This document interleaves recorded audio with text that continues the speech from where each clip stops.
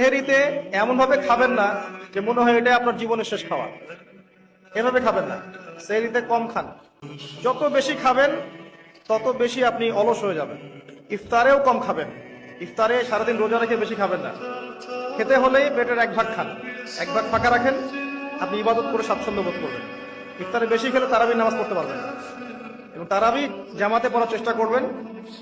তারাবি সালাতে সুন্দর করে লম্বা করে পড়ার চেষ্টা করবেন, সময় লাগুক 1 ঘন্টা 2 ঘন্টা। সবচেয়ে উন্নত মানের হাফেজকে রাখবেন, যার তেলাওয়াত শুনলে নামাজে মনোযোগ বাড়ে। সুমধুর তেলাওয়াত করবে, পুরো কোরআন খতম করবে। আমরা মনোযোগের সাথে তারাবি করবো ইনশাআল্লাহ। তারাবি সালাতের মাঝখানে দোয়া করবেন, সেজদায় বেশি বেশি দোয়া করবেন। রমজান মাসে দোয়া কবুল হয়। রোজা রাখা অবস্থায় বেশি বেশি দোয়া করবেন, নিজের জন্য, পরিবারের জন্য, আত্মীয় স্বজনের জন্য, দেশের জন্য, উম্মার জন্য, সবার জন্য দোয়া করবেন। দোয়ার মধ্যে সাম্প্রদায়িক হবেন না, স্বার্থপর হবে না, সবার জন্য দোয়া করতে শেখেন। আল্লাহ পাক আপনার দোয়া বেশি বেশি কবুল করবেন ইনশাআল্লাহ।